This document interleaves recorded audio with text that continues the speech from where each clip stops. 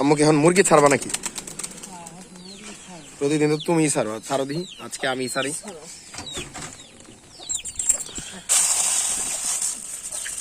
এনে দিই সব বাচ্চা। কয়টা আছে বাচ্চা এখন মোটামুটি? 22টা। 22 বাচ্চা না আরো বেশি হয়েছিল, শিয়ালে নিয়ে গেছে। আর এই খোপে ডিম পারে নাই মুরগি আজকে? কয়টা পারছে বের করো দিয়ে ডিম?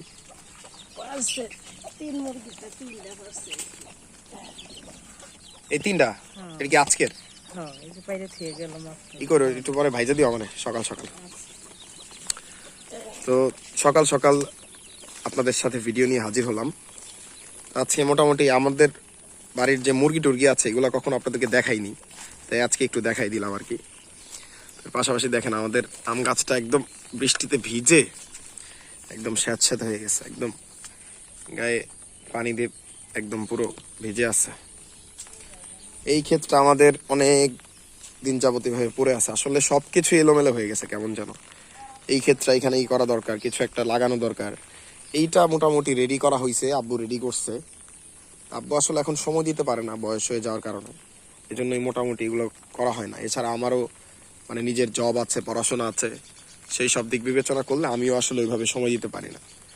তো আমাদের মোটামুটি এই পাশে দেখেন ওই যে দেয়ালটা দেখতে পাচ্ছেন, এই দেয়ালে মোটামুটি এর আগে আমাদের ধুন্দুলের মানে গাছগুলো এখানে বেয়ে বেয়ে উঠছিল, এখন আবার সিমের গাছগুলো উঠার চেষ্টা করতেছে। এর পাশাপাশি আমরা এক ধরনের বড় সিম, আপনার হাইব্রিড কিংবা ওইটা কি সিম বলে আসলে, এটা বড় ঢাকাইয়া সিম বলে অনেকে, তো সেই সিমগুলো আমরা মোটামুটি লাগাইছি। আপনাদেরকে দেখাই ওই পাশে যে বৃষ্টিতে দেখেন একদম আমাদের রান্না করার লাকড়ি টাকড়ি সব ভিজে চৌচির হয়ে গেছে। কবুতর আমার মোটামুটি ছাদ থেকে নাইমে আসছে, কবুতর উপর থেকে।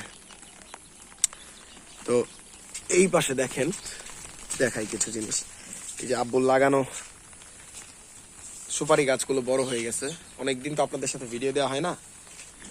এর পাশাপাশি দেখেন একটা জিনিস, সেটা হচ্ছে যে এই যে আমাদের যে আপনার বড়ই গাছ আছে, গত বছর হয়তো অনেকে বিশ্বাস করবেন না, গাছটা এর এখন যতটুকু আছে গাছটা এর হয়তোবা আপনার 3 ভাগের 1 ভাগ ছিল, 2 ভাগ মোটামুটি বাড়ছে, এবার বড় হয়েছে। তো গতবারই আমরা মোটামুটি প্রায় এখান থেকে 20 কেজির মতো বড়ই খেতে পারছি আলহামদুলিল্লাহ। তো এইবার আশা করতেছি যদি গাছে ওইভাবে ফলন হয়, এবার ইনশাল্লাহ আমরা এই গাছ থেকে 1 মণ বড়ই ইনশাল্লাহ খেতে পারবো।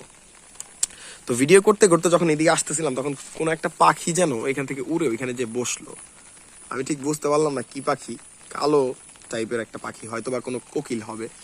তো সে হয়তো এখানে বাসা করছে এই যে জানলার মাঝখানে। আর এই যে পেয়ারা গাছও মোটামুটি বড় হয়ে গেছে, দেখেন আপনারা ভিডিওতে হয়তো এতটুকু দেখেন নাই, এখন যতটুকু দেখতেছেন। আবার আমাদের আরেকটা আপডেট, সেটা হচ্ছে আমাদের এই যে উপরে যে পেঁপে বাগানটা দেখতে পাচ্ছেন, এইখান থেকে আমাদের মোটামুটি 22টা পেঁপে একদিন চুরি হয়ে গেছে।